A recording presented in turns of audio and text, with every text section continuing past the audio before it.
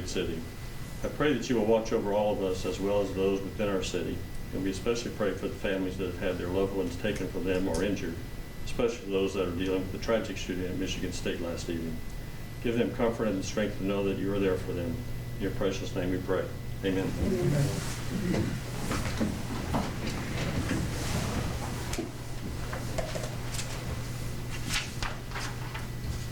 First order of business is approval of the minutes. There's no questions about things. I'll entertain a motion to approve. I'll make the motion. Motion by Jeff. I'll second. Second by Steve. Yeah. All in favor? Aye. Opposed? Next is the approval of the claims.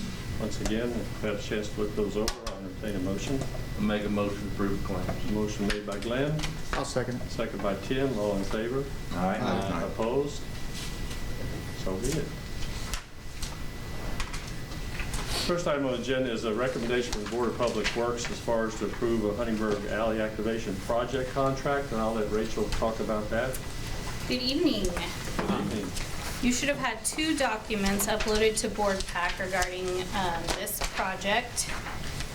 We received a grant from Indiana Uplands ROI. Let's see, I think that was in November of last year, for an alleyway activation project. This particular section of the project or phase would be the north side of 4th Street in between the former Overtime building and the former bank building. I believe there were some project renderings included in one of those packets. And so the total project cost is $344,458.12. Then we were approved, the grant was $110,819. We were able to include previous work done in the area as a part of our match for that project. And so then we set aside $20,000 in the community development budget for special projects. And then there were also some $60,000 of ARPA funds that were set aside for, I believe it was downtown development. I can't remember exactly what that It was line actually item was called. the alley activation Alley program. activation, Yes. okay, so it was specific to that project. And then you'll see there in that spreadsheet, there were then our previous contributions that were also included towards that match. So what I am asking for tonight is approval of the schedule and scope of services. This is with LAA Office and Design. Daniel Martinez, he is with the Indiana Center for Rural Engagement. We've been working with him for quite a while. So that is the first contract, $10,000 contract. And then the other document is the contractor agreement with ROI to receive the grant funding. The contract with LAA Office Services, they will oversee the request for proposals from various firms, and also oversee the construction. Correct. Do construction management. They will help bid out the request for proposals to various designers to design concepts, and also do the contract bidding for us. And their fee is $10,000. And the other agreement is for the grant, the actual grant agreement that will essentially obligating ourselves to spend the money for the project and to do our contribution of the match. And I forgot to mention one thing I want to point out too is that the IU Center for Rural Engagement also contributed $25,000 towards this grant. Can you say that again? I'm sorry. The Indiana Center for Rural Engagement, they contributed $25,000 towards this project as well. So I'm having a hard time getting the pictures to load, but and I have seen them, but if, for the sake of those that are watching that haven't seen it, could you describe that project a little bit broader and maybe explain to the public what this is about? Sure. So if you recall, the Board of Public Works closed the portion of the alley between 4th Street and the back of those buildings to vehicles. So that is already pedestrian only. What this project does is enhances that area. You know, we're talking about new pavement, artist mural permanent seating. Originally, we had talked about maybe some movable back whenever there were still vehicles allowed in that portion. So these are more permanent seating areas for outside dining, planting material, lighting also. The overall goal would be ultimately to connect it all the way to Fifth Street eventually, but for this particular phase, it's basically just in between those buildings. It's the alley between the old Overtime and the old bank, Right. the old bank building. Yeah, good. And just for clarity, that there's a parking lot that's being developed there too, that would make access to 4th Street from that parking lot a lot more attractive, safer. Yep. With the lighting and the pavement and all of that that's in the works as well. Right. Right. And when we originally started talking about this project, I mean, this goes back actually before 2020, but alleyway enhancements were included in our comprehensive plan. At the time, we didn't know about the new parking lot, but that absolutely will enhance that area.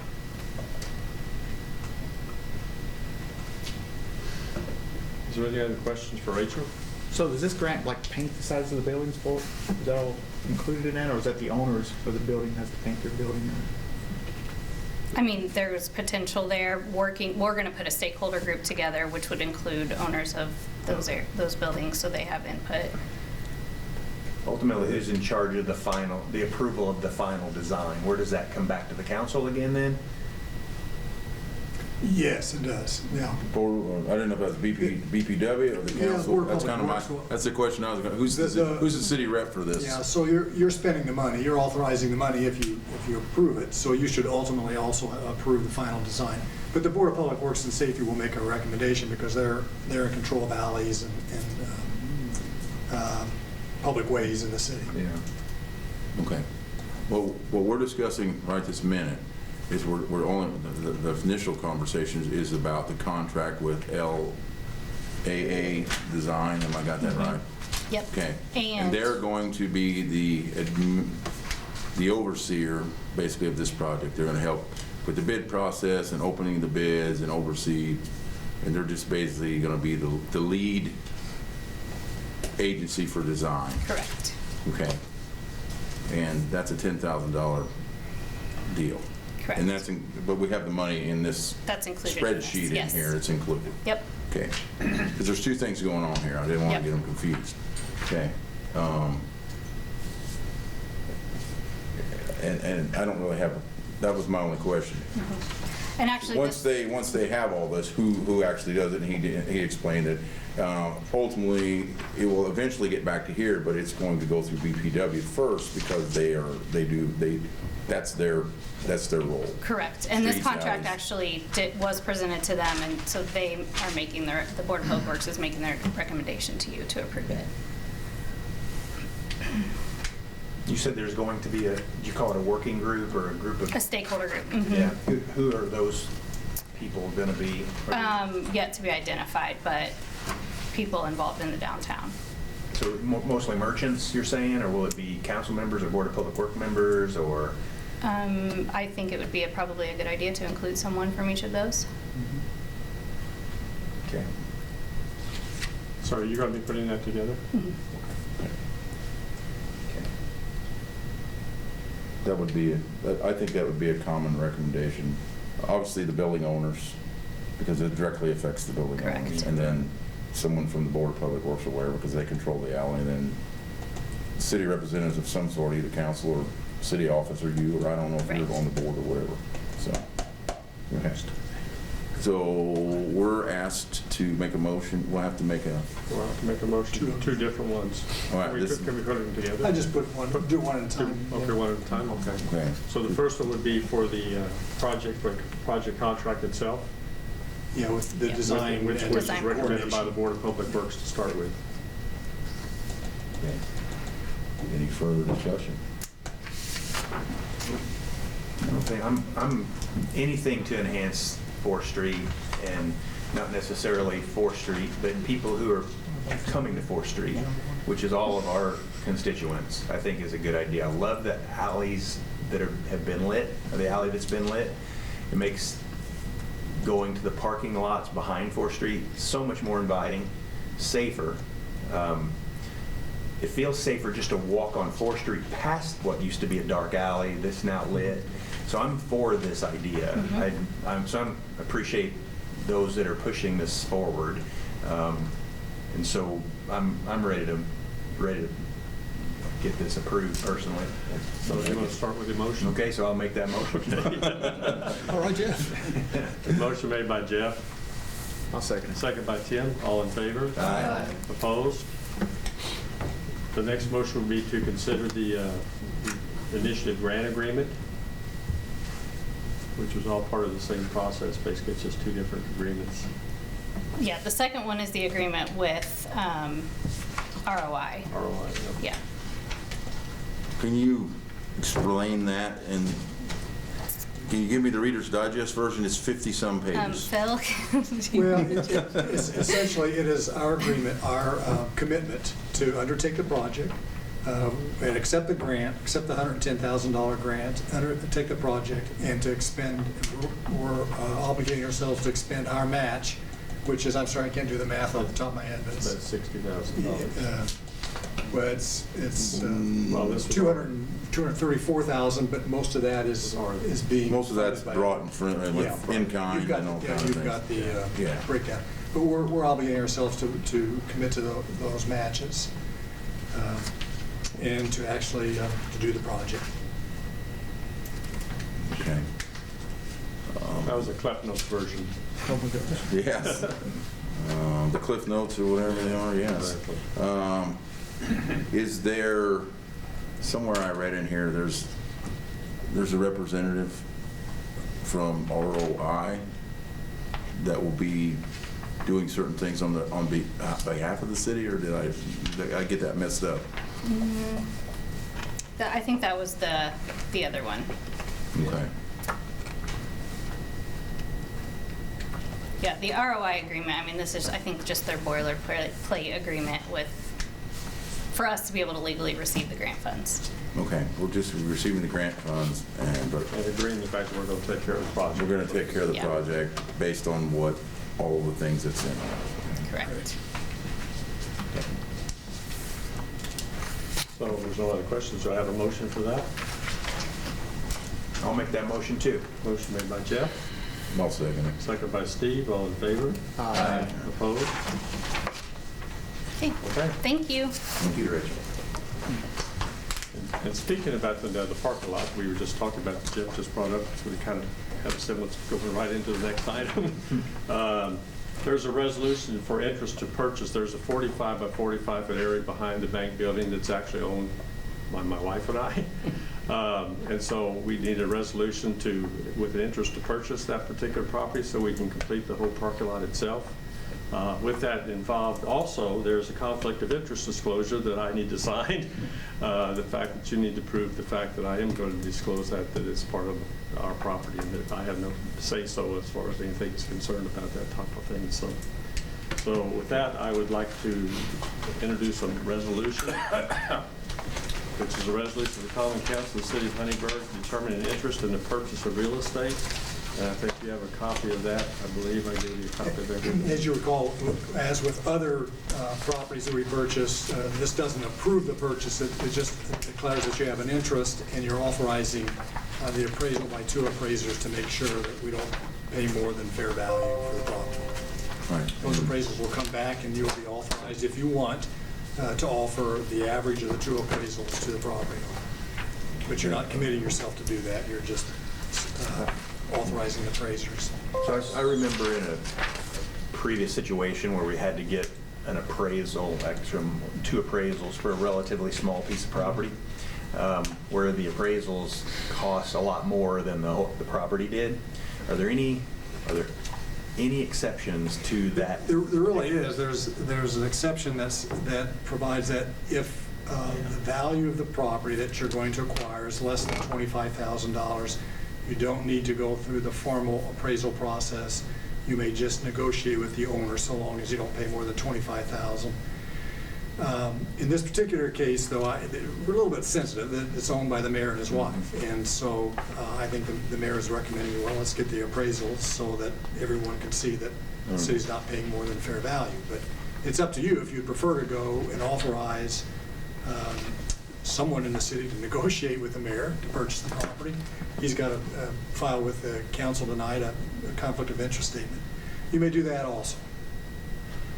What's the cost of appraisal? Isn't We're the probably cost talking $1,500 a piece? Well, I don't think it's that, I think it's about $300 a piece, $300 or $400. Well, it's listed as commercial property, so it'll probably be more than that. Oh, I'd say it's probably listed, didn't we do, wasn't it that much for when we did it across the alley over behind the church or something? Yeah. I thought that was outlandish.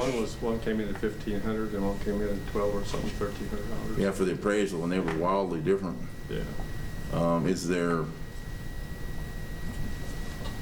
Is there a price in mind, or any idea? Or you just want a fair market value is all you're trying to do here? I can't really disclose that right now. Right, I'm just saying, you don't have to tell me the number. No, I'm just saying. I'm just saying that, I mean, I have no problem in talking to somebody about it, but obviously, you guys need to decide as to which way you want to go with this, so. Right. So this is property right behind the Old old school, where I know that where you said we had appraisals done. What I was thinking is across the street behind the formerly China Walk building, where we had to appraise a very small piece of property, and the appraisal, tiny amount. if I remember, the appraisals being $4,000. yeah, those appraisers, that was involved in an inverse condemnation suit, remember, as you recall, and those Right. appraisers were concerned that they were going to have to litigate and be expert witnesses, so I see. they went over and beyond what a typical appraisal would be to document their findings. Should we get the price of what the appraisal would cost and find out what he would ask for and go from there before we, I guess? Problem with the appraisers, they're not going to give you a price until they go through the appraisal No. process. Well, it'd be nice to know how much, they don't know what's going to cost us to have that appraised. No, they won't give you a price. So from all the other appraisals we've had done over the city the last couple of years I've been here, they won't give you a price until they go through the whole appraisal process to see what they have to go through to get the actual current value of that and all that type of thing. Well, So, I respect your sensitive position, I do, Right. but I would hate to spend so much on appraisals for a relatively small piece of property that could be spent on other things. But Phil, in the past, we've done executive sessions when we've had like negotiations on real estate. Considering the owner of the property, is that possible for us to do something like that? You may have an executive session to discuss strategies with regard to the purchase of real estate, but the seller cannot be involved in that executive session. It can only be the council. So the purchase of the So alley the seller cannot be in the executive session. I understand. We had to purchase the right of way behind Old School, right? When we come off Geiger Street, didn't we just negotiate that with the property owner? just to add that extra space Yes. on there, yeah. That was like, what, $3,000 or something? Yeah. We authorized you to do that, right? Yeah, And you brought back a number? which is way less than what he wanted, but that's okay. It worked out for our favor, so, Right. yeah. But if we could, as you're saying, we can organize somebody to try to negotiate based on the square footage there. It's very similar property. I assume if we choose to negotiate with current property owner and we don't come to terms in that negotiation that we feel are reasonable, we could come back and come back and have appraisals done. Correct, Phil? Yep, you can. I mean, that would be the second choice. I mean, if we're miles apart on this, and then we did, I think in fair interest to the city, for the taxpayers, I think we should try to minimize the cost of this. I agree. And if we, as a council, feel that we've not reached an appropriate agreement with the current property owners, then we could elect to have it appraised and be shown we're either right or we're wrong. Right. The property's worth a lot more than we thought it was, or it's Or a only lot worth this less. much, and that's what the owner has to take that if they elect to sell it. Well, we have to start from I'm the okay with that, so. I mean, that would be the approach I would take. I mean, because we can always come back to Plan B, Yeah. It's choosing. not like we have to buy this tomorrow. We got time to. I think the parties are interested in it wouldn't be on here if the parties weren't interested in coming to an agreement with the city, because I think in the best interest of the project that's there, I think that's what you know, everybody wants, but I do understand that this is, it's sensitive because of that reason. So who would be, who would? You could authorize maybe a committee of 2 persons, shouldn't have a majority, but a committee of 2 persons on the council if you wanted, to meet with the mayor and negotiate a price. Okay, or I'm open to comment. Everybody's quiet down here. Well, it's About the. what do you do, About flip a the- coin? Or do you want to, No, let's flip a coin. I think the discussion should be had. Yeah, If- I agree with you. If you're not, I if you guys 100% are agree. not in agreement, then you need to vote for I'm sorry. an No. I appraiser. didn't know we were asking for a proposal. Yeah, I think that'd be a smart idea to do, because we have to know where we start from. And if we can get an idea of what the mayor would take for it, then we can go from there and bat it between us and discuss that, and then go from there. That's all we can have. Okay, so, sorry, I'm playing this out, maybe I'm overanalyzing, but how would you fairly choose between 5 council members, 2 people, to lead a negotiation in what? See if you have any volunteers first. Okay. If there's only 2 people that volunteer. There's five council members here, and I feel strongly that I don't have a problem with any of you sitting on that committee. If you're wanting to do it, step up. If you're not wanting to do it, or if you're wanting to nominate somebody for doing it, nominate them. I don't. Which precinct is that? Is that yours? No. It's not mine. It's Jose. Jose's district. So it's in your precinct. If that matters to you, or it can be at large, or you can do whatever you want to do. I mean, He you doesn't can, feel comfortable doing it, I mean. whatever's legal. I don't have. I'm comfortable doing it if. Yeah. I'm fine too. I don't, but I'm not pushy about it either. First of all, do we have to? What do we have to do here? Make a Just motion to- a motion to appoint 2 individuals to negotiate with the mayor. And we can arm wrestle later who they Yeah. are. Now, obviously, if the price that he wants is more than $25,000, 25,000 or more, then we were back to Square one. considering a resolution and appointing appraisers. We should be able to have an answer by the next meeting, I would Yeah, think. if you, but you know, you all have to feel comfortable what you believe the property is worth when you're negotiations. I mean, it's kind of a sensitive area because you're negotiating with the mayor. Sure. Well, I mean, 2 things. First of all, we still need to pass a resolution for an interest of some sort. It doesn't necessarily have to be with the appraisal stores. That's correct. Because the resolution now says there were 2 appraisals. Yep. So we would have to change that resolution, correct?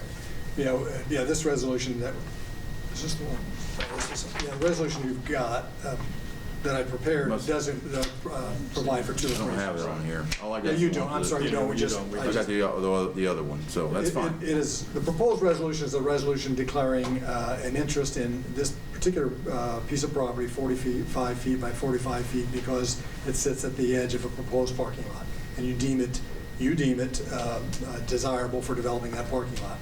And it goes on to say that the mayor's authorized and directed to engage 2 appraisers to appraise the property and to report back to the council as to the desirability to acquire the property and the price.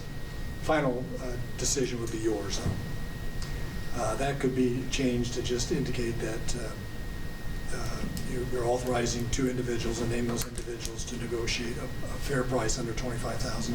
And if it's not agreeable, then we come back to the council for the appraisal part of that. Right. Do you have a strong opinion about appraisal versus negotiating? If you have a strong opinion that we should know My only about? concern is that from a standpoint of making sure that transparency is there, that I want to make sure that I agree with you. the amount of money is the fair for the city. And I mean, because it is what it is, I mean, whatever. So if we can negotiate something and, you know, look at it from that standpoint, I have no problem with that, but I still like the idea of the appraisal part of that, just personally for the city's sake more than anything else. But that's up to you guys. Well, let's vote that we have an interest, but not do the appraisals yet. And I'll volunteer as one of the 2. If somebody else is willing to, we can have a conversation between now and next council meeting, and we can have another discussion at that time. Would that be fair? to the council. I think that'd be fair.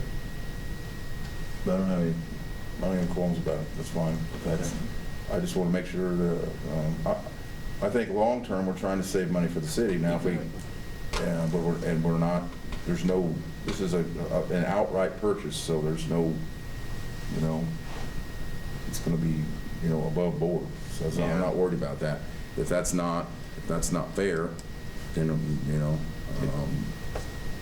then we'll go to, if we can't come to agreement, then we'd have to go to an appraisal. And Right. I'm not always, all the appraisals I've seen, that they can, it just depends on the comps they use, depends on the terms that, you know, what they deem as the project to be, you know. They might think of future value rather than current value, so there's 100 ways to look at it. Is it possible for, say, 2 council members, because we certainly do have a stake in the end result, but could we have a third non-council member be on that committee to offer some, like a realtor or maybe a Board of Public Works member that has some real estate experience, just to, so that it's not 100% in the council's hands as to what happens? Well, but ultimately it is. It is. I'm just suggesting during that negotiation phase that there be someone other than a council member and the mayor involved in the discussion. Well, the discussion will come to a public meeting. The result of the discussion will come to a public. All we do is have to negotiate. All we do is we're bringing a proposal to the council, and the council can vote it. Yeah, we'll have to. The other 3 members can vote it down like that. Yeah. So it ain't gonna really matter who the negotiators are. Tom, are we way off charts here? Or? No, it sounds good to me. Sounds reasonable, right? I don't know. I'm trying to find a reasonable. Appraisal money. Okay, That right. would be quite expensive. If it was residential appraisal, it'd be one thing. We were talking commercial appraisal. Those have gotten quite pricey. Okay, did you make a Jeff made a motion. made a motion? Yeah, I think I did. Yeah, you did. Doesn't lack. Could we include, I've kind of penciled in, could we include the councilman you want to propose that serve on that committee? We have one. Got Jeff as a Jeff, volunteer. okay. Well, maybe somebody should nominate me. I mean, and I'll the rest of nominate us can nominate somebody else. Glenn nominated Jeff. And I'll Tim seconded. accept that. And Okay. then But, okay, you nominated I nominated him to Okay, be so- one of the negotiating. Would you just have And a Tim seconded a it. second. So all in favor of Jeff being on the committee? All right. Opposed? Okay. Now, who's next? It's It's a committee of 1 at this doesn't point. matter. You wanna do it or others do? Steve? Step up. Whoever wants to do Doesn't it. matter me. I'll nominate Steve. I'll second it. There's a motion to I nominate made a Steve motion by to Glenn. nominate Steve to be the second. Who seconded? Jose, did you second it? Yeah. I'm fine with that. That's fine. I'm third one. You're the third one? I don't have a problem Second with and that. third, here it is. Okay. So there'll be Steve and second? Jeff. Who was second? Tim seconded, and Jose was third.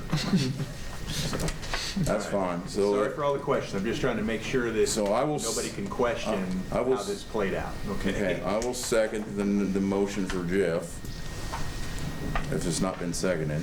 What motion? What's He the made a motion to approve it, didn't Okay, he? so now the resolution, I've kind of had to scratch it up. The resolution declares an interest in acquiring this property because it's suitable for the expansion of a parking lot. Yes. And that's so good. it's further resolved that Councilman Jeffrey Bounds and Councilman Stephen McFerrin are authorized to negotiate with the owner for the purchase at a fair price, less than $25,000, with final acceptance subject to approval of the Common Council. That's the motion. 2023-06. That's the resolution. Okay. Do I have a motion to accept the resolution then? I'll make that motion. Motion made by Glenn, Second. second by Tim. All in favor? Aye. Opposed? Now, do we have to have them approve the disclosure conflict of Yeah, interest? that should also be done. Okay, so. I'll get this to you. So there's the uniform conflict of interest that I signed, basically, so I'm out of part of this. Correct. So I just need approval or a motion to accept my conflict of interest statement. That's correct. You're just accepting the statement. You're not necessarily approving this conflict, but you're accepting the fact that acknowledging that he has a conflict of interest. This is a form, by the way, that the State Board of Accounts requires. And so he's disclosing to you in this form that he has a conflict of interest in that he and his wife are the owners of a 45 by 45 piece of real estate that the city is interested in purchasing, and that he and his wife will directly benefit from the purchase of that property. That's his disclosure. And all you have to do is accept his disclosure statement. And then it goes to Tom to send off to the accountants, right, Tom? So the State Board of State Accounts. Board of Accounts, right. And then So you need a motion or acceptance? a motion to accept his statement. I'll his make a conflict of motion to, interest. I'll make a motion to accept this statement. Motion made by Steve, I'll second it. second by Jeff. All in favor? Aye. Opposed? Got that done. Finally. Took half a meeting. We're gonna negotiate with Becky anyway. You don't really need to be there, Steve. You're probably right. All right. Could she be present as a witness? Sure. She probably should be if her name's on the property. No, I'm talking about. Yeah, that works. No, Jeff. Good experience. Oh, is this for the negotiation? Yes. You just have to let me know when, and I'll take my I'd stuff. be okay with that. Thanks for giving it Mine. All right, Jerry, Keep the minutes. you're on the agenda here. On the agenda, I don't have a whole lot of talking. Just here, we approved the purchase of the hydro excavator last meeting, signed the purchase agreement with the company. We're just here to talk financing, I believe. Tom reached out to the bond bank, got an interest rate number back, and we discussed potentially doing this in-house to keep what interest money is paid within the city. Yeah, I reached out to the bond bank, and currently their interest rate would be around 4.85. So we currently have the electric cash reserve fund has lent the money to the wastewater, $1.168 million for 5 years in 2020 at 0%. In 2019, the water borrowed $1,075,000 at 1.9 for 3 years. I would recommend that we go with the electric cash reserve fund at whatever interest rates you guys want. What's the principal amount that needs to be? Was it one, two, is it got invoice, Jerry? Yeah, I've got it here. 1.6, I remember. Right? It's $125,690. So you're going to borrow the entire amount or just part of that purchase price, or what's the? I mean, we can really go either way with it. What we had done, really it would be over 4 years. We put down a fifth. The fifth payment up front as a down payment is what we spoke about, the 4 payments. The water would pay the payment up front and then borrow the rest. Right. We're looking for your expertise on the, On the percentage of interest. Yeah, well, on the programming, the program, whether they actually have the funds available to I mean, I pay a guess fifth of it or if you whatever. If you pay down I don't know, $20,000, Right. do you want to say, and then we finance the rest over 5 years? Right, yeah. Does he have that kind of funding in his? Well, you got $20,000, yes, but Okay. not $125,000. Right, I understand. But I'm just saying, can we afford to do that, or if we determine the interest rate to be at whatever, are we better off just go ahead and borrow the whole thing so we don't scrap this department? That way we can budget more savings. There wouldn't have to be any adjustment to ratepayers, the rate. No, not with Finance it the, over 5 years. no. I mean, if you don't Even if want to we did it all. If we don't want to do it, we Right. can just make it the first payment payable This July. next. I think you had it set up on July, the way it looked on that. July and January are the payments. July and January. So the Between first payment departments. could be in July. I'm sorry, principal payments are made in July, before the first day of July, and principal and interest payments are made on July and January. So he pays interest on January 1 and July 1, and he pays principal on July 1. That's the same schedule we have for our bond payments. And this note is subject to all bond payments having been made, timely made, and all sinking funds having been funded, the O&M and the debt service reserve sinking fund. But it's junior to those bonds, of course. So we need a principal amount and an interest rate and a payment schedule. Tom, does this, so if the water department were to borrow the full amount, what would the then remaining reserves be in the electric utilities fund? Oh, there's about $3 million. There's surplus is surplus. This is a small one as compared to the one they were. Right. It's And $125,000. then, as I'm thinking about interest rates, what are those funds currently earning as they sit in that reserve? Just a little bit over about 4.5. Those are at the Indiana, Trust Indiana Fund. Most of them, some of the operating portion, the ins and the outs, those are still at GAB. So the way it's going to look on paper, and the way it actually happens, is money's going to come out of an account that's earning 4.5 and be used to purchase a piece of equipment in the water department. So we got to keep that in mind as we're. I will say that those are, the bond bank, or the Trust Indiana is a short term, he changes every day. So if things were to go south, I mean, money was become cheaper, that rate would almost immediately fall off, whereas a bank would make sure it trail a little bit. Do you recall what they were paying a year ago?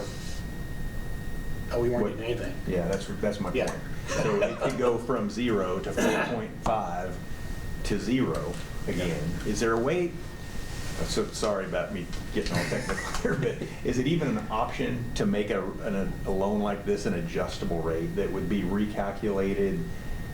Well, I mean, it's only $125,000. I'm going to make a suggestion. I want to make a suggestion for simplicity. I consider the interest rate to be, I would consider the interest rate to be half of what they're earning now. Yeah, I was gonna say the 1.9, and we already have money borrowed that, I think would be a fair amount. I mean, and that would be 2.25? 2.25 would be half of what the electric's currently earning. Right.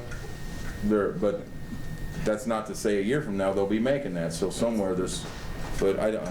That's cheap money. No, I agree, 100%. That's cheap money. So I'd still like to know It's the not a answer to big that amount. question, but I would still like to know the answer to that question, if it even can be done to make it an adjustable rate. Because does the interest that John's fund is earned, it's not John's money, I know, but that's in that account, does it go back to that account to build the value of that account, or does it go to the general fund, or? No, it stays in electric.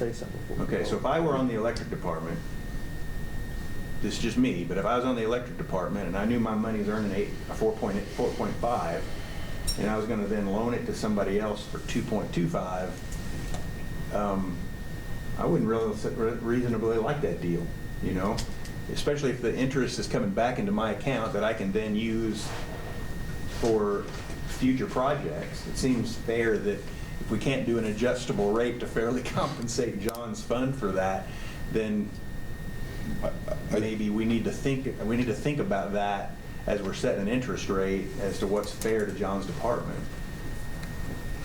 Well, one of the benefits of having a municipally owned utility is that it does earn surplus earnings from time to time. And those surplus earnings are there available to fund other projects in the city. That's the city's return on its investment in those utilities.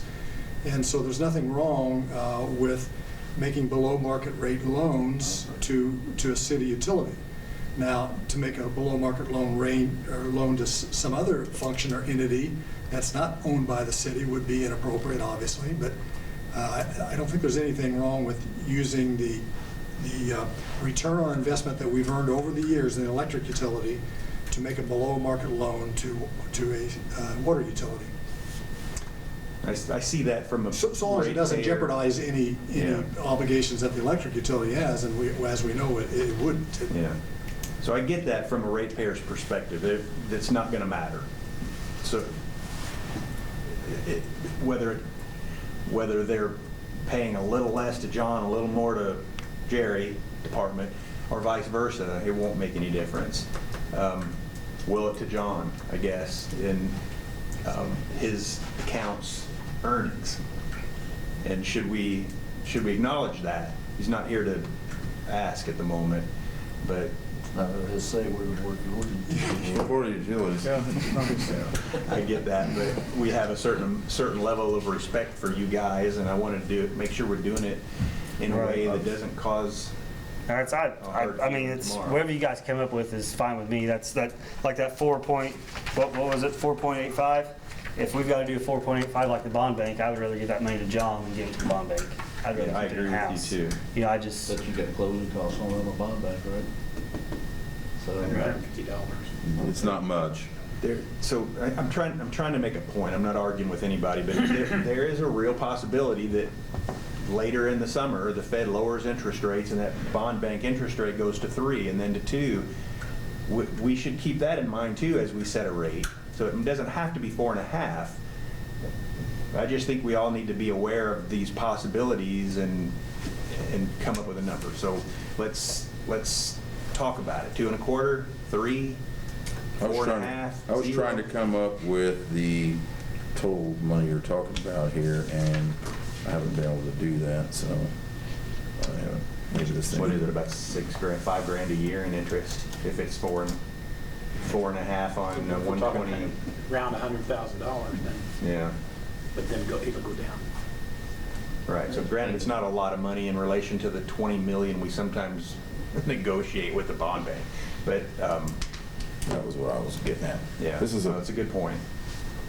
if this was $2.5 million, I think the conversation might be different, but it's a $100,000 equipment loan. I think my recommendation would be to loan the water department the entire amount, okay, and then figure that out and figure out a repayment plan based on all the things that Phil said about coverages for all of these sinking funds and things like that that you have to cover, because the 100 or 125 is not going to make a difference to your surplus fund Right. long term. Right. And you're good for it. I mean, I don't know, the water's we've never defaulted between departments. I mean, it's taken longer sometimes, but, and we want to be good stewards for the money. I'd rather give the interest, keep the interest in the city, you know, Right. than send it to the Indiana Bond Bank or whatever it is. definitely. You know, not that they're not a good, I know that we use them, we've used them for different things for other projects, but in this particular case, I think if we can do it in-house, we should. I agree. So what is the purchase price again? I'm sorry. $126,000. It was $125,690 Okay. is the exact cost. Tim, do you want to say something? Yeah, this brings up questions that I have since the last meeting. I know, I've been contemplating on this thing. I've been doing some investigation. Jeff and I went down and looked at these machines and see what they could do and the reliability, not reliability, but the usage of it. So it's a good question. I go, do we need another one? And here's my thinking of it. And I could be wrong, or I don't know, we'll see. But I wrote this stuff down. I've been writing this down for the last several days, and I like to read to how I kind of feel. We would have to, and I understand the gas and water has an older one, or the gas and electric has an older one, and that machine's used quite a bit between those departments. And we have another department, the wastewater department has a brand new one. Well, it's a year old. So however, this is how I've been thinking. I also understand the readiness of the gas, for a gas leak, or I understand the readiness for a water main break is very important in time response to having equipment standing by. I do understand that. Several years ago, we agreed to buy another excavator because of the departments. We were sharing the excavator between multiple departments. That's before, Mayor, your time here. And we all agreed upon that because I know the loading and unloading and getting that thing ready to go, and somebody's using it in one place and another department needed it, so we agreed on the third one. I don't know how many we got now. I think we got 3. Is that right? Three minis and Yeah. probably 5 backhoes. And that's I remember the backhoes years ago was something. So we all kind of shared all the equipment at the time, okay, until we came to the point where we couldn't share it no more. But the hydrovac is a different machine in my book altogether.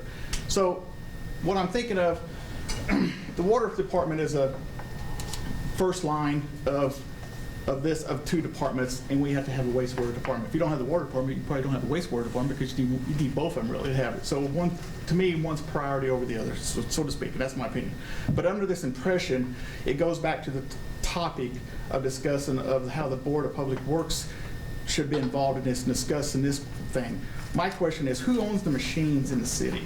Is any of the equipment, the machines, is it the boards that run it? Is it the town that owns it? Is it the taxpayer? Is it the mayor? You know, who owns, and I guess the superintendent is responsible of it. So that's where I fall back on. So I'm not really sure how this works. We regulate, you guys' department, we regulate the departments, and how would I say that? So anyway, in the feelings, I feel the superintendent has a responsibility of keeping the machine going. He should have some feelings of ownership of it and equipment, because we don't want people going out and tearing it up. The thing I remember the biggest thing is with sharing equipment is the damage of it. People borrow the equipment, they use it, it gets damaged, it comes back, nobody says nothing. Whenever somebody else wants to use it, the machine's sitting there that don't work, or it's leaking, and nobody said a word about it. So that's where I come back. It's to the concerns of me as the department, as the employees using the machines and bringing it back damaged. So who pays for the repairs? How do you split that up?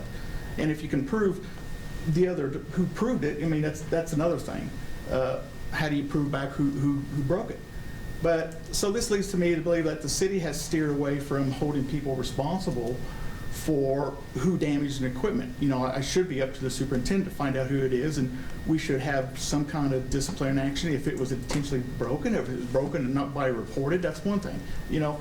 But I think it's frustrating that, you know, the employees who have a piece of equipment damaged should be responsible instead of holding it off like it's no big deal, you know. And that's where I'm kind of confused. I don't know if it's open and confusing. But for an example, I know a few years ago we were led to believe to buy a piece of equipment for one of the departments. You know, the machine was never being used. We had it for 2 years, and we lost approximately about $53,000 on the loss when we sold the machine. Nothing happened. Who's responsible for that? Everybody got their pay raises. Everybody moved on. It was no big deal. You know, so that's why I'm thinking this is bringing up a situation like. So what's your point? Let's get to the point. I'm not going to compare the hydrovac machine to a. I'm going to put 1,200 hours on this thing within the first But I'm year comparing it I've to the got it. responsibility of the people. So this is why I feel the utilization of it. When we went down and saw the the wastewater department hydrovac machine, it only had 65 hours on it. It's over a year old. That thing is only used 5 hours a month practically. It looks like it's brand new shape because it's not used much, and it's a piece of machinery. We should be using these machinery, I think. So my thinking is, are we buying a $135,000 piece of machine or $132,000 machine because it's for the convenience of a department, or because one department don't want to lend it to another department without a bunch of stipulations where they got to take a guy and let him babysit it? To me, that's a waste of time and money. I know it's for the person who's sitting there using it, because I see the reservations for the superintendents has concerns over that. But then again, we're one big company, we're one big family, we're one big city that we shouldn't have to worry about somebody using a piece of equipment and damaging it. Because we have 2 brand new pieces of equipment sitting here that both are worth $120,000 per plus. We got one that's got 65 hours on it that's a year old, and he's going to use quite a bit on it. So that's where I'm thinking, it's a two-edged sword. You know, so for the taxpayers thinking of it, because why do we need a third machine where, you know, the gas and the electric's got there, we'll just find it separated by 2 departments. I still kind of come to believe that if you're willing to pay for half of his machine down there, then we have 2 departments that's combined with 1 machine. You know, if it takes one person to run it all the time, but I think you guys have enough experience to run it, and they have enough experience, so if we can share it and use it up. I mean, if it's under warranty, use it up. You know, 3 or 4 years from now, if it's in bad shape or if it's tore up or whatever, then we need to consider maybe we'll buy another new one and sell this one or get it repaired. So that's why I'm struggling to understand, like, why do we need a third one and let 3 departments have it versus having where 2 other departments could share, and John's department has his 2 departments sharing it. Am I? So does that make sense? I mean, like, I'm following you 100%. I'm gonna ask a question. I'm following you. I think I'm following you 100%. But did we not approve this at the last meeting? Yeah, you did, well, yeah, you did. You I mean, we approved the approved purchase. this purchase prior, and I'm not trying to belittle your conversation here, but I think we're. I need to look at it closer to minutes, because I thought when I was on the TV at the time, I thought we approved you to look into to see where the financing could come, and that's where it stops. I was told to sign a purchase agreement to get it held. So, And I'll refer. so that's why I'm asking. I'll refer to the legal experts because I don't know. I recall it being approved. I don't have that. I think that the way I recalled, it was approved to purchase it, but we just had to determine. I who thought, would go do it. ahead and, I Right. thought that the conversation was go ahead and purchase the equipment, Right. but we don't know where the money's coming As far as from, and we financing. want that brought back to us so we could help decide. And we spoke about it with Brad because he had to do the same thing. He got approval to purchase it and had to come back and talk about the financial side of it as well. Because that's why I talked to Charlie At with this Beth. stage of the game, the waiting game for equipment is Right. whatever, 5 years for some things. Right. And what Tim's talking about, me and you spoke about it, me and you spoke about it, me and you spoke about it on the phone. You know, I try to look at all this from both sides of it, from the community side and our side. I think me and you probably talked for an hour and 45 minutes over this, me and you probably for an hour and a half, me and you for probably at least an hour. Yeah, You know, I'm very- and we talked about both sides of this, back and forth. You know, I'm not, I don't think you're throwing me in another category with another superintendent. No, I'm not. Okay, Wasting a bunch of money. I got to back Good. up.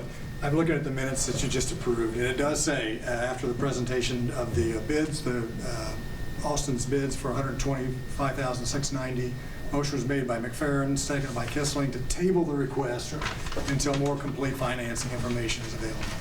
Okay. On call roll, it was accepted 5-0. I'm sorry, my apologies. No, that's where we're at then. Okay, Yeah, well, that's where we're at. Perfect. Okay, that's fine. all right. I That wasn't- I'm following down your pathway of thinking. I think there's a value to, there's several values here. I think one value is availability, okay? You need, whether or not the machine at the wastewater has only got 65 hours is a separate question. It is available for them to use, whether they're not using it on a regular basis, or part of that I'm glad of, because they're not digging up all the streets to get to the sanitary sewers right now. Well, I understand the importance of the machine. Don't get Okay, me wrong. yeah, that, but I'm just saying, water, the utilization, minimizing the size of the craters that we dig, is done by this machine. This machine was used in the alley. I drove by and it was being used in the alley yesterday, was it not? Somewhere? Somewhere, I don't know whose machine it was, but somebody was digging in the alley. well, the size, that's totally irrelevant, what I'm trying to explain. You know, so of what the machine, I'm talking about the usage of both departments sharing it, is what I'm trying to explain. If you didn't have the 900 some odd holes to dig. See, that's my thing. I got 907 holes to dig by next October, and I have to have it You've been using done. that machine Has to every day have, yeah. since then until Yeah. we made this decision. Well, that's where we're coming here. I've got to work with that other department. They've got to have a guy available because they want to send a guy with it because it's their machine. They purchased it. So we have to make both of our schedules line up, and from there, where do we go? What am I paying wastewater to use their machine? Where are we going with that? That's why we're bringing it up at this meeting and not waiting another 2 weeks till my normal meeting, trying There may to be- get something straightened out. Sometimes it's hard to remember who has power or control over certain decisions. Okay, I know we have control over financing and the money, but is it one superintendent's?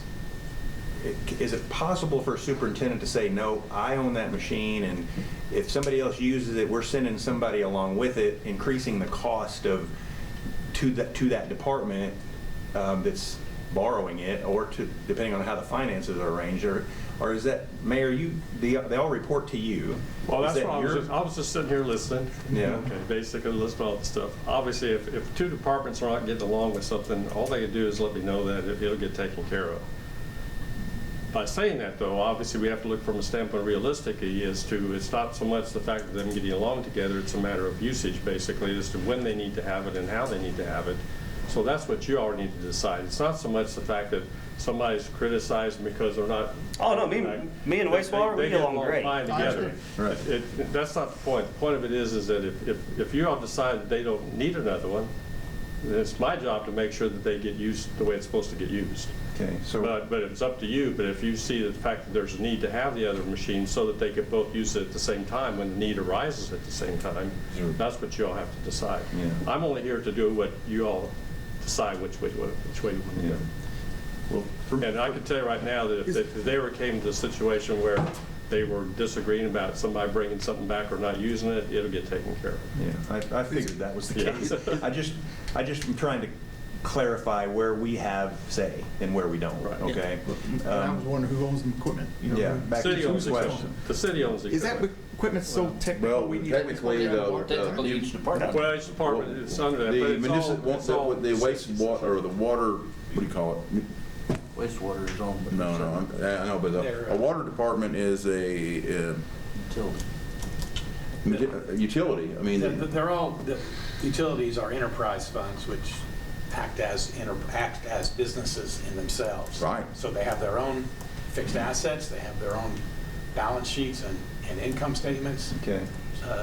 Yeah, they do belong to the city, but they're they're kind of autonomous. that's what I'm saying. His department is different, you know, he's on his own, you know, electric is on its own, and gas is on its own, because those are utilities there, and they generate income. But, you know, other departments report to, you know, Board of Public Works. They don't, you know, the street department doesn't generate any income. Well, it's different between the park department and the street department, they're all different. That's why they're split, that's why they're at a different board meeting. And why is the wastewater in that department, not in our department? Because that's just the way the statute sets it up. Is that what it is? Yeah. Okay. And in all fairness, if wastewater was to let him use it by rights, they should have to rent it. So if you're gonna pay rent towards that piece of equipment, you may as well just pay rent towards the new one that Jerry would own. In my opinion. Well, I wouldn't, yeah, so we talked about different options. One of them was renting from someone else outside of the city. Right. That doesn't make any sense to me at all, because Right. you could, by the time 900 holes are dug, you'd almost have the thing going, Yeah, right? that's by the time we take the hours that we're anticipating and times that by, you know, roughly 7 hours a day with starting work, lunch breaks and everything, we were looking at 7 months if that's all we do. If that machine runs 7 hours a day, it was around $60,000. To stretch it out to 12 months, we were looking at $102,000. I mean, where do you go with that? Yeah. And that's, you know, same with wastewater. If we rent it at the end of our work, we have no stake in it. I know Steve mentioned we buy the machine, do the work. If after that you guys feel that it's not being used, then we sell it. Either way we go about this, I've just got to have a piece of equipment to get this Yeah. done before IDEM's turn this over to Patoka or Indiana Water. You know, You're in a predicament. right. You know, I just like I gas get was that. whenever Yeah. they had their gas main. We spoke about that with John. Yeah. With their gas main. Well, so as I see it, just kind of like what we just did with the, you know, borrowing money, what we had, wanting to keep it in-house, right? Right. I wouldn't rent it from somebody else, some other department, from outside of the city, some independent. If we were going to do it, to me, it would either be buy it and you own it in your department, or you rent it, some kind of a rental agreement where you'd have to figure out usage, cost, and repair, you know, some kind of agreement on repairs that needed to be done. Things wear out on those pieces of equipment. I saw rubber hoses, and I know that has a lifespan. If there's a way to keep track of how much you've used it, and I think there's an hour machine, an hour meter on Should it. be. Yeah, there that- was on both of them we looked at. That's what that it you was. could use to keep track of all that, then I think you renting it from wastewater might be an option to consider. I'm not saying that's what we should do. I'm just saying if there was a way to keep track of it, so you could share the cost properly between two autonomous departments, that we could think about that option, but not renting it from someone else. Just with Then- that, if we use it for 1,500 hours and then 500 hours later it breaks down, who's in that contract who's responsible for that Yeah. breakdown. Well, I don't know how, You know, there it's- might be a. There is. That's just The that's just the hard percentage part hours of, used of the who. you know, like he said, we're all different entities, pretty much. Where do you, There might be an acceptable way of keeping track of that, you know, but it seems to me that if it breaks at where wastewater's got 100 hours in it and you've got 900 hours in it, then you would pay 90% of the repair costs because you put 90% of the use or wear on the machine. Maybe there's a reason why that's too simple. I don't know. How do you calculate wear versus breakage? Exactly. right? You know, I don't know. Did it, when it throws, if the engine throws a rod and you gotta replace the engine, and he had it 900 hours, I mean, is it the simple fact that they were using it, or And the we're guy- done renting it. or the guy that was operating today didn't happens every didn't- time you loan didn't- your car to didn't somebody. change Right. change the oil or whatever, didn't check Yeah, the oil. you're exactly right. If you loan your car to an individual, and next thing you know, you get in it and you drive two minutes down the road and the wheel falls off. I I understand. want to bring a couple, I do want to bring a couple points in. I'm going to try to keep it very simple. It is a very common fact that the more operators you have on any piece of equipment, the quicker it wears out. Okay, if you have one person drive a car and they drive that car every day to work, whatever, they drive it for 100,000 miles, it'll have a certain amount of wear and a certain amount of breakdowns and a certain amount of cost. If I have 15 people driving that car, Exactly. I assure you it will accelerate probably more than 15 times. Right. Because everybody drives different, everybody does things different, everybody uses things different. It's the same way with equipment. Okay, that's step one. Safety aspects. Every one of these, there's different brands. Are your operators trained in the wastewater operation of that equipment? Do they have they had the safety training? Do they know the ins and outs, the everything that the wastewater, that piece of equipment, they know it inside out? Have they? They haven't had any training more than Because they're- just being with the wastewater guys using it. Here, let me show you how to work this thing. Pretty I think much. that is a liability for the city, that we have people using things that they're not familiar with, they're not absolutely dead trained on that brand, that model. It's no different than putting somebody in the street sweeper. Yeah, it drives just like a lawnmower. It doesn't, you know, it's hydraulic. You step on the gas, it goes, you let up, it stops. It's not quite that simple. I think you get bogged down by having too many people. I think in the big scheme of things, the other thing I was going to bring up is we're getting ready. We've been working towards a wastewater project for how long? 4 years? Yep. And that will probably dictate a quite quick ramp up of usage on that particular piece of equipment for Brad's team. Not that they're the contractor, but I'm telling you that once we start that project, there's going to be other things that we're going to have to do. We're going to have to find this leak. We're going to have to find this valve. We're going to and that will use that machine to do that. So that machine will get tied up quickly once they cut loose with that. We had Brad Pope out of our facility when we did our upgrade, trying to find utilities that wasn't very well mapped when the plant was built. And that plant was built in 2003 versus the wastewater plant. I think there's several on NDOT projects coming down the way for I-64, not IN-64, Yeah. 6th Street to us. Right. And they're requiring us to do water, storm sewer, gas valves, manholes, sanitary, all those things, all that infrastructure has to be perfect before they come through and do their project, because they don't want it dug up after they come and go. I think that's going to dictate more usage, and we're going to have people such as street departments and things needing those machines also. They don't have one, right? No. So that's sort of why I'm leaning toward buying a machine separately for you, because you've got a deadline and you got to get there. Right. I think these deadlines will be, I think all of these deadlines will be coming on top of each other for the NDOT project, the wastewater project, and all these things at the same time. If this is $1.5 million piece of equipment, I'd be singing a different tune, I think. Okay, but this is black and white. When it's done, it could be sold. Right. it really could be sold. I don't think you'll sell it because I think it'll be your first line of Well, defense. yeah, we were talking about that the other day with Jago out there. The first 3 phases, we didn't put meter jugs in as they went because we were afraid to get tore up with all the construction of the house building. We had to dig every one of those meter pits in by hand with a shovel, because when the meter jug was set, it was rubbing the gas main over here. We'd had to stick rock guard in between it, and it was rubbing the fiber line over here. A lot of those fiber lines we had to dig up and move out of the way Push over. to get the jug in because the copper whip was already in that position. Something like this could have been, now granted, that subdivision, this fourth section, we put them in ahead of time. If they get damaged, they'll get charged to Jago at that point. But there's plenty of uses out there. Just with the way utilities are going. Why didn't you use the wastewater machine then? Wastewater didn't have that machine then. Okay. These are over the past 3 years. This last year was the first year that. Yeah. They had theirs. And, yeah. And gas. And that was also, I think, purchased in anticipation of the upcoming. I believe it was purchased with money for the project. To be For the honest. project, because Right. that was part of what we did. Right. And, because I was on that.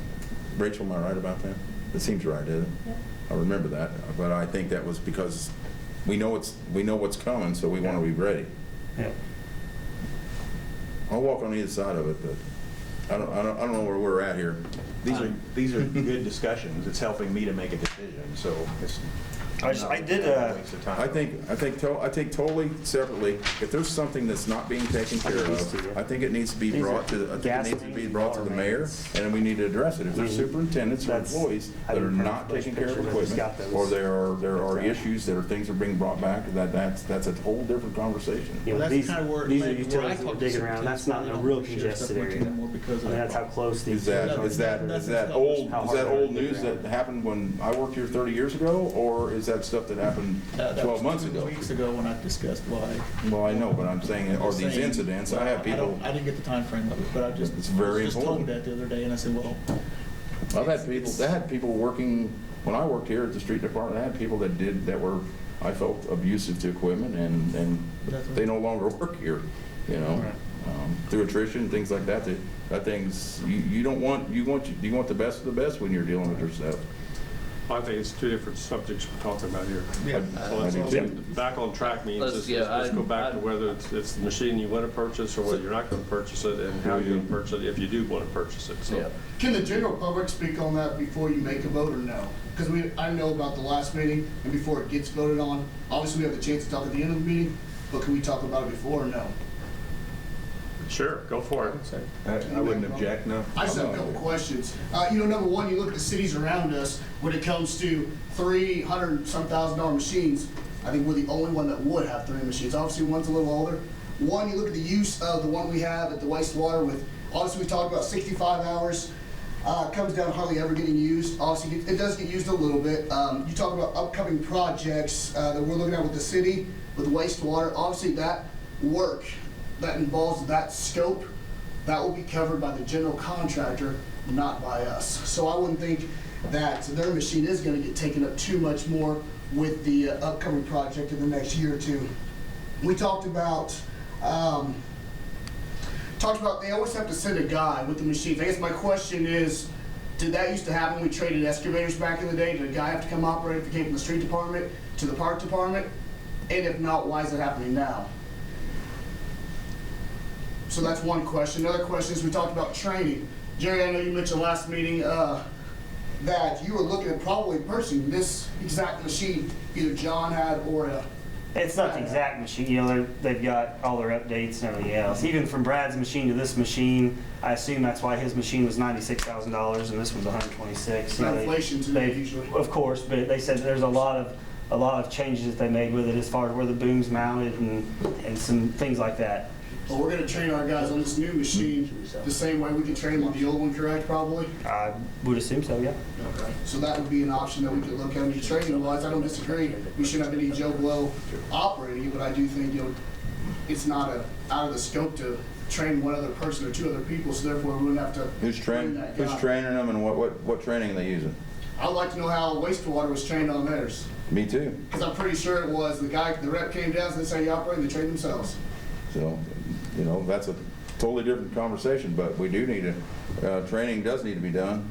I'm going to tackle the one where you say, well, we used to have excavators and we used to, problem is, my recollection is you could never get one.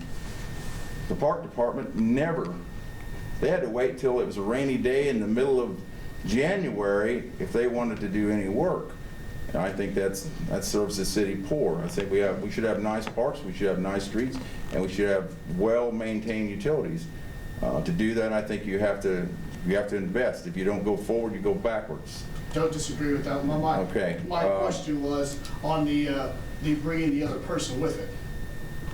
That is strictly done between the superintendents and the mayor. If they feel if there's a reason for that, I'd be okay with it. If they feel like they need to be supervised because of inadequate training or how to use it, or they think they're being abusive with it or something, but this is not the type of, after they've been properly trained, which they should be properly trained, and generally that's done by the supplier.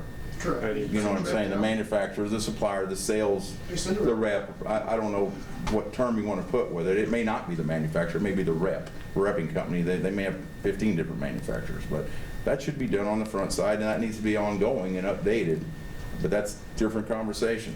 But I don't want to have people in Jerry's department going down and using Brad's stuff if they've not been trained. And if Brad feels that he needs to send somebody along to make sure that they properly using it, they're properly washing it out, they're doing it. I think that's why we appoint superintendents. These are expensive pieces of equipment, and we want to make sure that they're well maintained and somebody's supervising whoever's on it. Is that an ongoing every time? It wouldn't have to be. That's not 900 holes. Not for 900 holes, I wouldn't think so. More experience than what they want. That should be brought up at a superintendent's meeting or something like that.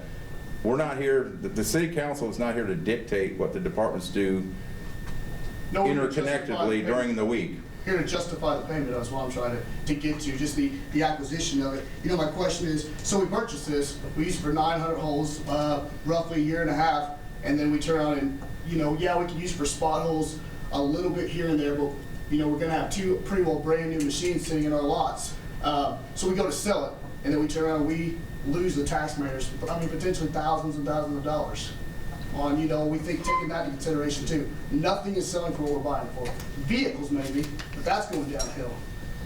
So, do we want to get in that business to where we hope that we're going to sell it for what we bought it for or close to it, or we're going to be okay with losing $50,000? Well, we're putting the cart before the horse a little bit there until. No, but I'm looking at longevity. Okay, well. Longevity is the questions I'm asking to the board. Okay, I appreciate it. So they're going to address it, so I appreciate you talking about it, okay? Well, I do think. Sit down, so let's go. I do think that we can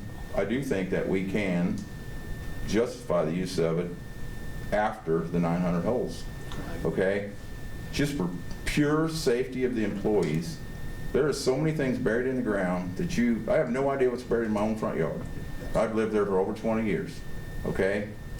I'm gun shy, for lack of a better term, to throw a shovel in the ground. I own my own tractor. I'm not digging. If I wanted to dig something up, I would get it located in my own front yard.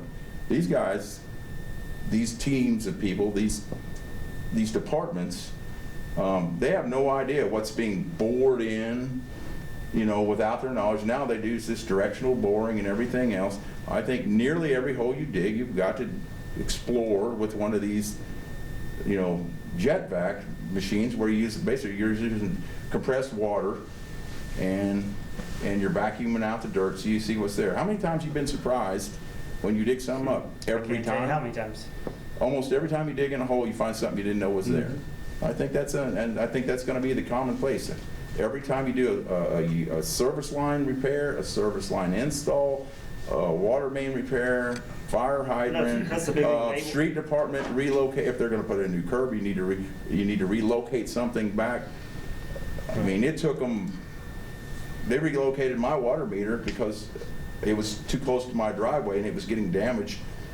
because people were backing over it, and I had it recloaked, and it was a giant rigmarole to get everything marked and to move that, and they found things they didn't know they were going to find just moving the water meter from across the length of this table.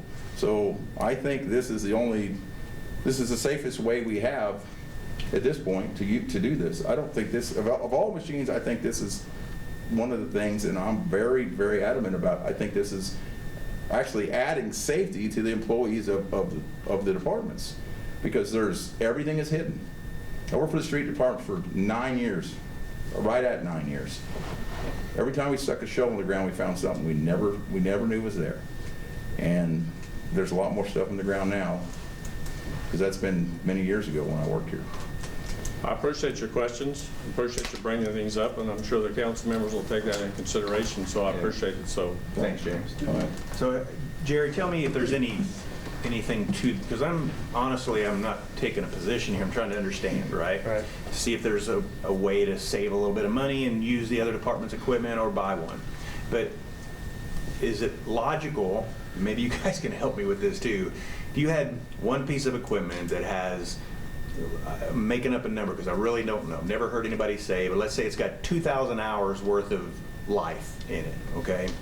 And you own one that 2 departments are using, and it's going to wear out at 2,000 hours or whatever the number is, versus 2 departments having that same piece of equipment and it taking you twice as long to get to 2,000 hours on each of those pieces of equipment. Is it, over the long run, is it costing the city more money to have 2 pieces of equipment that might, say, take 20 years to wear out versus one piece of equipment that wears out in 10 years, okay? It seems logical to me that that's the case, and with inflation and prices on everything going up, do we wear one out in 10 and then have to rebuy it at a much higher price? That's what I was just going to say. That was going to be my answer to that. Is it's So- going to be twice as high when we've got to buy another one. Have you ever in 2 gotten any years. figures on what the life of one of those machines I have would not, be? no. No. Is there even any way to know it, Steve? I mean, do they publish a number It's- like that anywhere? The bad thing is like It is, Steve it knows, is. you've got a mechanical engine that's, things are Very built much cheap. about You very just- much about the operator How it's and the maintained. maintenance. And how Yep. long was If it gets operated correctly, if it gets washed, it gets maintenance, it gets clean, it stays. If it's parked in an environmentally controlled place, Right. there's Yeah. just You looked at John's hydrovac. Thing looks brand new. It's had it for almost 10 years. Our mini excavator, you go out there, we keep it clean, we keep the grease wiped off of it, we keep it washed, the inside of it's clean, keep a bag over the seat. I think it's close to 10 or 11 years old. Yeah. It just depends on how you take care of your those stuff. are investments. They are. And then Big you have investments. you have an amortization schedule or depreciate. These investments, assets depreciate. What's your depreciation schedule on that? 7 years? 10 Probably years? 10. 10. 10 years, something like that. So, I mean, that's the way it has to be. I mean, Right. these are investments.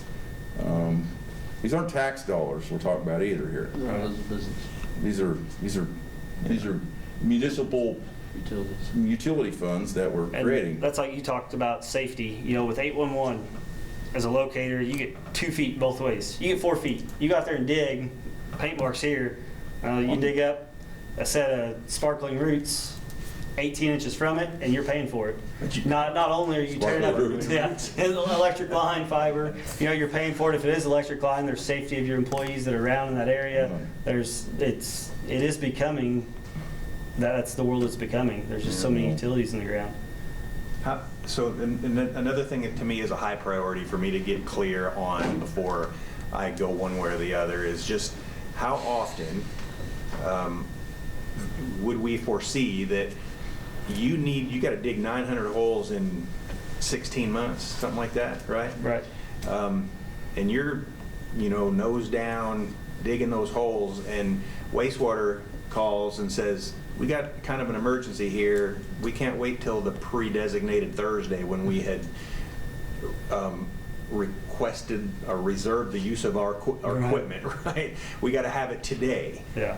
How often is that going to happen? How big of a problem is that going to be We're for getting your back to the department? shared mini, the shared mini excavator that the city had between all the departments at that point. The wastewater uses what they call a jetting machine to keep their lines running. It's basically a high-pressure hose that keeps the sewer lines flowing. Yep. And there's a head in there, and it's basically it drives this thing down the sewers blindly. And on a regular basis, the thing gets lost. The head comes off, or the jet machine gets stuck in a sewer main, and I don't know how routinely this is, but it happens pretty routinely, where they have to dig it up to find it, or they have to dig it up to retrieve it. Down that pipe, huh? You have to send somebody down the Very road. small, very small individual, so. You know, Glenn would volunteer for and that. those are not, and those are not, those are time sensitive digs. They have to be dug now, because if you don't, if they're keeping the lines flowing because they're backing up. And if they continue to back up, then our citizens start backing up into their systems, and that's not acceptable. Right. So we have to keep those lines clear. So that would take precedence over whatever you're doing. They're going to come and get that machine because they got to dig that thing up. Yeah, and the hard part with it is that, you know, we do have a time frame on this, and we're not going to be able to do this every day for 7 hours a day. Nope. We just can't. We got to keep up our distribution system, our water plant, you know, so there's a lot of other things going on with this too, and it's hard to, when you get to that, it's hard to plan. Hey, I need this tomorrow. Right. Okay, well, we want it the next day. Well, then we can't use it tomorrow. They've already got other things planned tomorrow, and now they're using it the following day where we could be using it because we're done with what we're doing, and there's just a big conflict there. You know, I think, like Steve mentioned, I think that at best, you know, we purchase the machine, you guys see that it's not being used later, we sell the machine. That's a totally different. We're going to get our conversation. investment out of it by doing what we're doing for the lead and copper. We're going to get our money out of it. We've seen, you know, I've shared pricing on renting one. We're going to get our money out of it, and it's still going to hold its value when we sell it. Well, I think we're talking about two different things here. Let's go back. We are. The scenario is that's what ifs and what ifs. Basically, we're Right. talking about what we're going to try to do today. So. It does play into the total, what we perceive the total cost to be. If there's a sellable price at the end, you know, if you're weighing pros and cons of both options, but You would always want, if you could buy a new machine for 120 and a used one for 60, you'd always want, you know, and you're going to get 4 years out of this and 4 years out of this. You'd always want to be on the front side of this baby, because you're going to get the best return on your value. You know, it's like a used set of tires here. You know, I'll take the first half of the tires, then you can have the second half. You know, that's how I see they start things. blowing up, right? Yeah. Well, if it depreciates over 10 years, we know what the value will be in, say, 9 or 8 years. So, you know, we know we'll make our money plus save what we've. I just find I find that piece of equipment will become more valuable instead of less valuable, actually, and the replacement costs will likely double or triple in 10 years, just like our electric trucks. You know, they just will, because they'll be that much more advanced. Right now, it's basically a pressure washer and a vacuum cleaner, but I think in 10 years they might have all kind of whatever. Maybe they're using sonar, maybe they're using, I don't know what they're using. You know what I'm saying? But it'll advance. So, anybody else have anything else they want to say?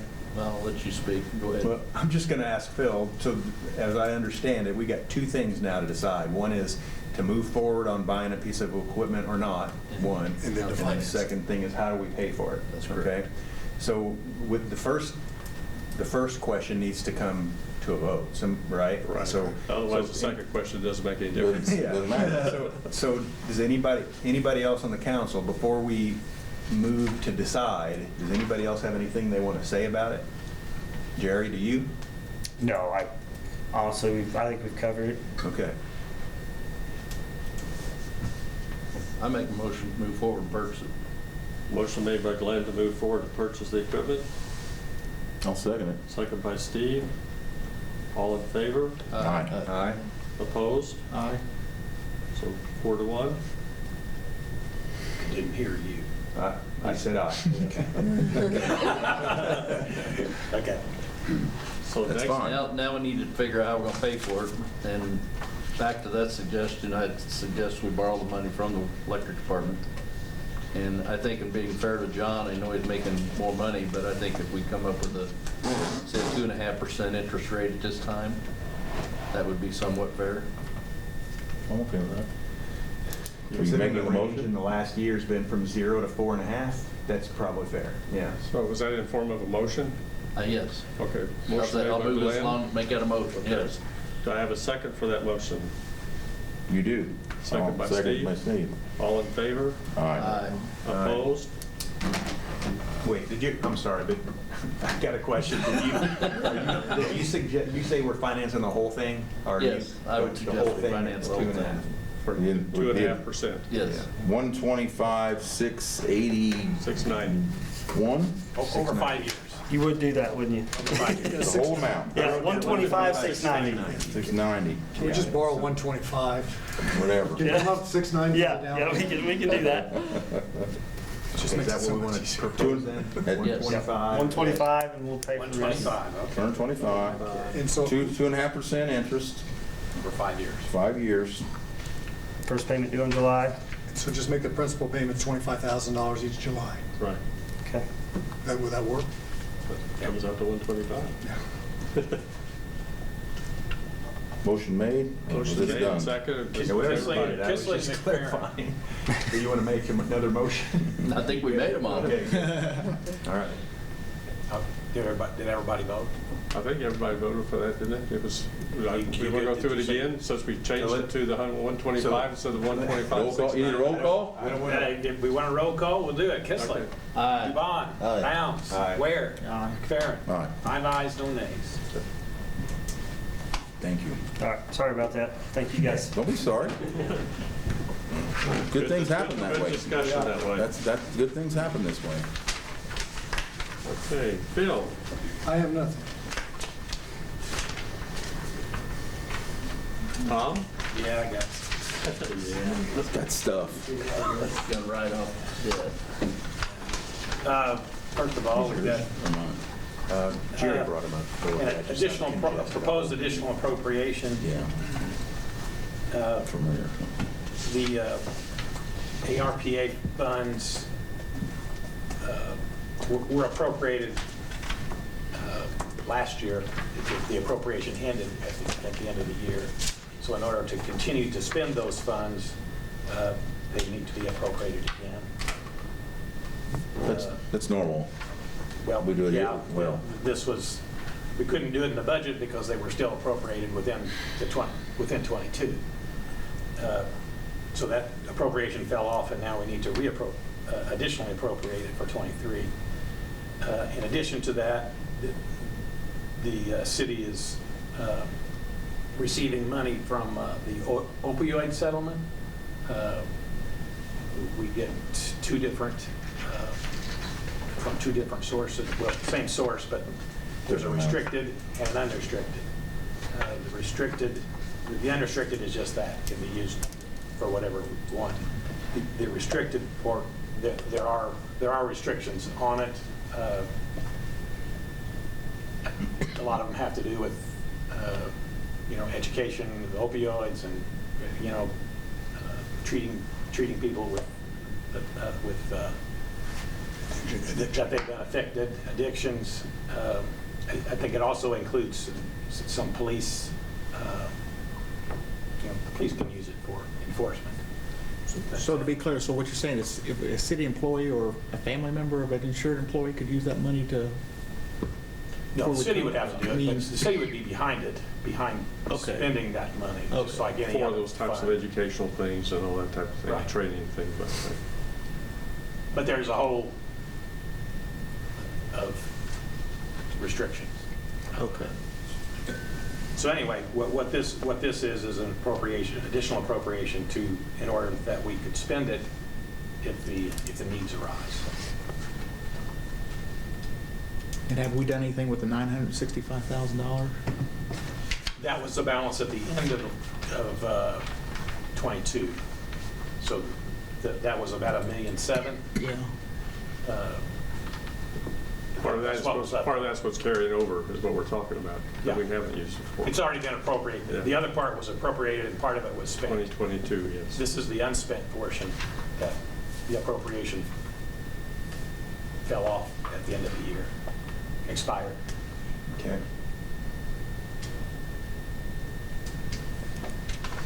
So many things we gotta do here. So One, Well, I want a motion to introduce this additional Yeah. appropriations, and then you'll send it for a hearing at your next meeting? Is that what you've Well, got? on the 28th, yeah. 20, But that's a separate motion. yeah. So the first thing would be First to introduce. motion to introduce. Motion to 20,000, it's 2023-08, is that right? 2007. I think, well, I want to go back because the financing was going to be 07. That's an Resolution. ordinance. I'm sorry, that's an ordinance, and we're going to have to backtrack and adopt the ordinance. Oh, for the- we'll just make this one 08 Oh, yeah. and go back and, I'm sorry. that's okay. I was writing something when it was being done. 2023. So you got 07 as the Yeah. real estate. No, as the municipal water, the loan to the water utility. We got to go back and approve that as an ordinance. Okay. I'm sorry, you So- took a vote on it, but we didn't actually pass an ordinance. We have to go back in a few minutes when Tom's finished. Okay. So this would be 2023-08. Question. Introduce. Go ahead. I have a question. So for the funds for the opioid settlement, so I'm on the board for DuBois County Cares, and obviously I've had to deal a lot with the substance misuse organizations that we have in DuBois County. So would that mean that they would be able to have access to these funds if they requested, like, let's say they wanted something to do with it, since we have power for that? I think that may be allowable, but Okay. we would need to look into it. Part of the unrestricted part of that would probably. Well, the unrestricted, No, sure. yeah. Yeah, definitely. even the But restricted- maybe the restricted. possibility. maybe even the restrictive, it meets the guidelines. Because the restricted is the bigger piece. Now, we'll be getting this for 30 years. Yeah. Every year? But at a smaller. Smaller rate, about- smaller amount. About $7,000 or $8,000 a year, so. I see. Good question, Ricky. Great. Very good. So if I can expand on that, so would it come, if somebody makes a request for those funds, Phil or whoever, would that come back to the council and we would approve that just Yes. like we do any other request, right? That's Okay. correct. Right now, you're just authorizing it to be spent. But before it's actually spent, you'd have to approve the claims and approve what it's Gotcha. being spent on. I think we're at the point where you Introduce introduced it. Kissling. I'll second it. Okay, all in favor? Aye. Opposed? Okay, and then we got the notice. I'm going to, for the public hearing of this additional appropriation, 5:30 on February the 28th. Our next meeting. Okay. So you Need to make a motion to set a hearing? Yep. Yep. Motion made. Motion made by Steve, Second. second by Glenn, all in favor? Aye. Opposed? And do we have to put back? Yeah, when Tom's finished that. You finished? No, I still got one other thing. You can go ahead. I'll finish up with it. Yeah, we have to backtrack, and I'm sorry, but previously you authorized the temporary loan from the electric utility to the water utility for $125,000 at 2.5%. That does require an ordinance, and you had an ordinance, I think, was at your place. 07. Yeah, and it's ordinance 2023-07, an ordinance authorizing a loan from the electric cash reserve fund to the municipal water utility. It needs to be introduced, and if you want, you can suspend rules and consider the right as introduced. Motion introduced. You want to suspend the rules? Or you Well, just you want use introduce it to- first. You introduce, okay. You gotta Motion get made by there Steve first. to Introduce, okay. I'll second it. Second by Jeff, all in favor? Aye. Opposed? Okay, now you want to suspend the rules? I'll make a motion to suspend the Motion by rules. Glenn to suspend, I'll second that. second by Steve, all in favor? Aye. Opposed? Now we need to adopt. Motion to adopt. Make a motion to adopt. Motion to adopt by Glenn, I'll second it. second by Jeff, all in favor? Aye. Opposed? Kissling. Aye. Dubon. Aye. Pounds. Aye. Ware. Fair. Aye. 5 ayes, 1 nays.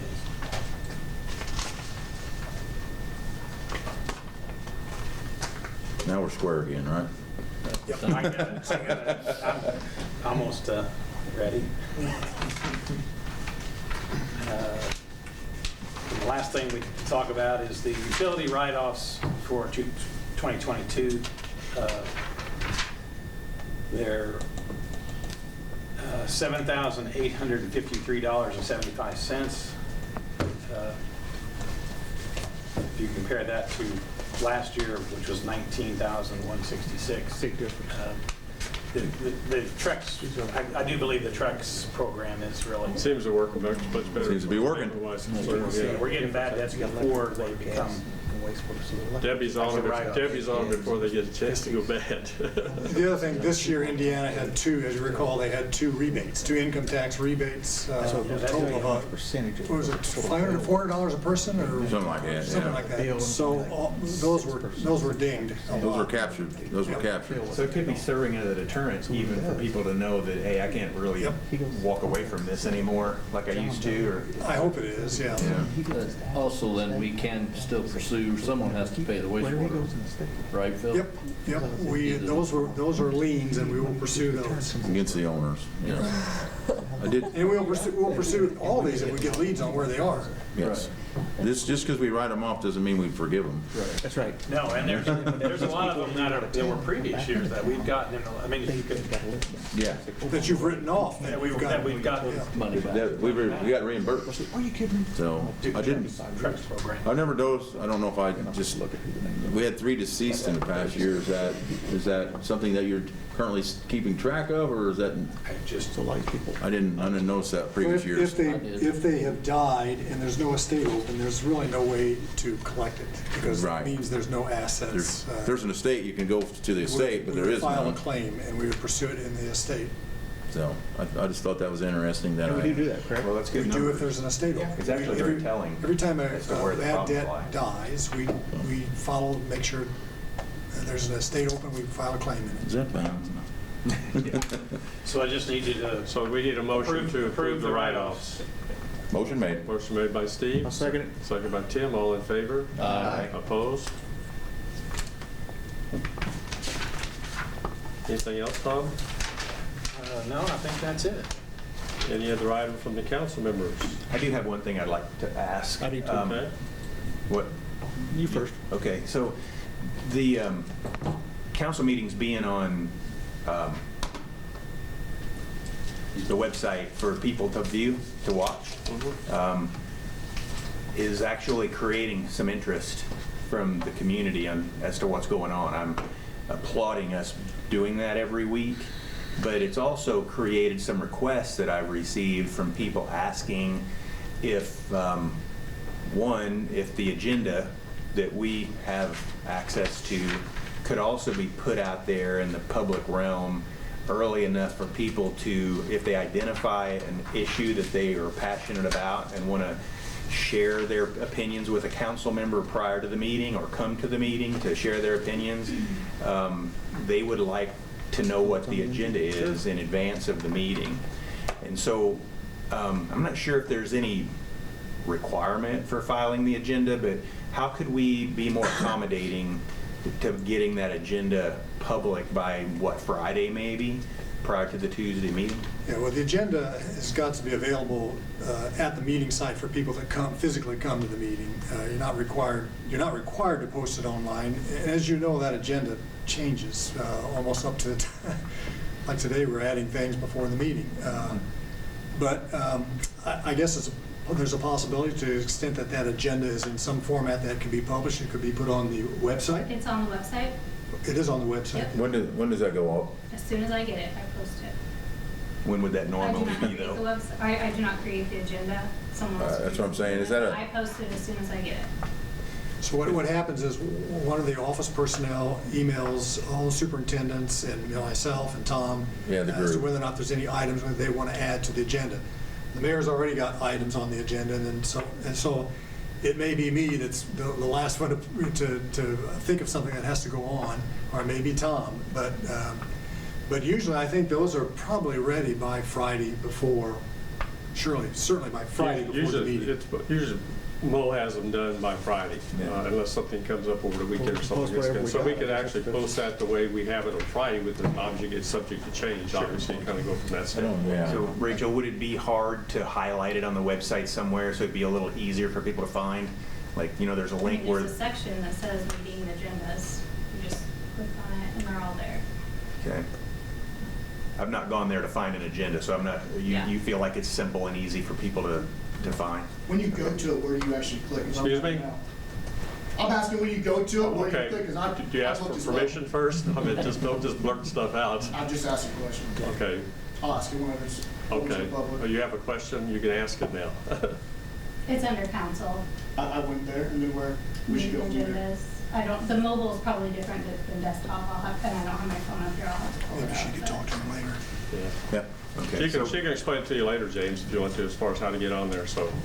Okay, second question, I just want to ask Phil what your recollection of the rules are on all this making meetings public and, I'm sorry, on Facebook Live or whatever, and then I know what they are for council members and, being able to communicate or participate and vote, but are there any provisions for making it live online so someone at home or at work, a citizen, could participate, like when they get to that section at the end where they could actually talk to the council during that segment, or is that not possible? Well, it's not required.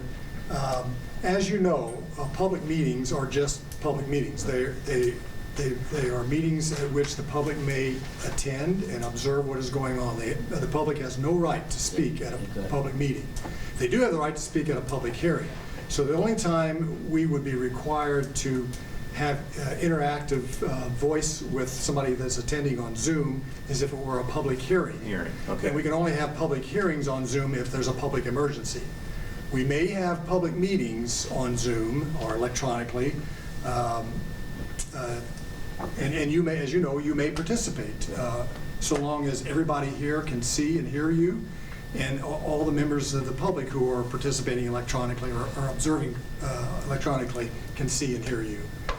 But for a public hearing where we actually encourage comment, and those can only be done via Zoom or electronically if there's a public emergency declared by the state.